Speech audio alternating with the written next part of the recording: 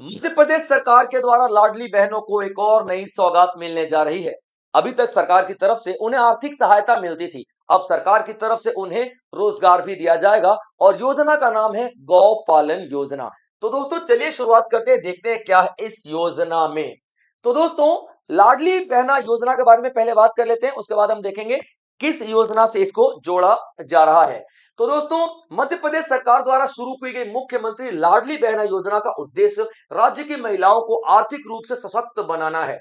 और इस योजना के तहत मध्य प्रदेश सरकार 1500 रुपए हमारी बहनों को दिया करती थी। लेकिन अब राज्य सरकार ये सोचती है कि भैया उनके अकाउंट में डायरेक्ट पैसे भेजना तो ठीक है, जरूरी है, नो डाउट, उनकी आर्थिक स्वतंत्रता जरूरी है, लेकिन उन्हें अपने पैरों पे खड़ा भी तो करना है, यानी कि उनके लिए उद्योग का भी तो जुगाड़ करना है, उद्योग का भी तो अरेंजमेंट करना है। इस वजह से यहां पे सरकार ने क्या किया है भाई साहब, एक गौ पालन योजना अनाउंस किया है। कौन सा? गौ पालन योजना अनाउंस किया है, याद रखना। अब इस गौ पालन योजना में क्या किया जाएगा आगे देखते हैं, लेकिन एक डिटेल देख लेते हैं हमारी लाडली बहना योजना क्या है, क्यों शुरू की गई, एवरीथिंग।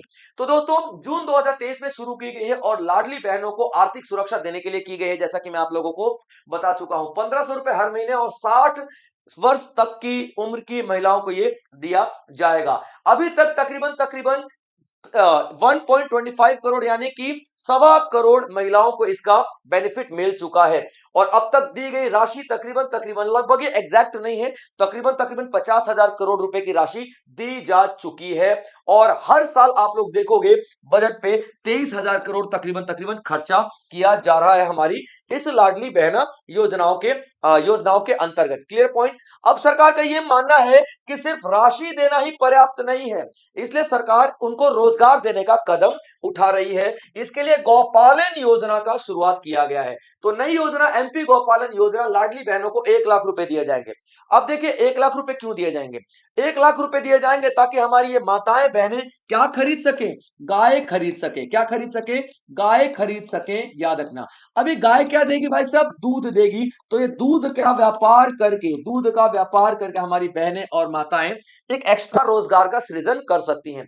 यानी कि उन लाडली बहनों को जो कि अधिकारी हैं, वो लाडली बहनें जिनको 1500 रुपए ऑलरेडी मिल रहे हैं, उन्हें अब 1 लाख रुपए दिया जाएगा मध्य प्रदेश सरकार के द्वारा, ताकि वो गाय खरीद सके दूध के उत्पादन के लिए। क्लियर पॉइंट बच्चों, याद रखना। यानी कि 1 लाख रुपए तक की राशि उनको दिया जाएगा ताकि वो गाय खरीद सके, गाय पालन कर सके और दूध उत्पादन कर सके। अभी देखिए दूध उत्पादन क्यों कर सके, मध्य प्रदेश को क्या बनाने के लिए ठाना है? कैपिटल। कौन सा capital? Milk capital of India. क्या? Milk capital of India Madhya Pradesh को बनाना है। गवर्नमेंट ने ऐसा सोचा है, मिल्क कैपिटल ऑफ इंडिया। अब इसके लिए भाई साहब जरूरी क्या है? दूध का उत्पादन। तो दूध के उत्पादन को बढ़ावा देने के लिए लाडली बहनाओं को 1 लाख रुपए दिया जा रहा है। क्लियर पॉइंट बच्चों, याद रखना।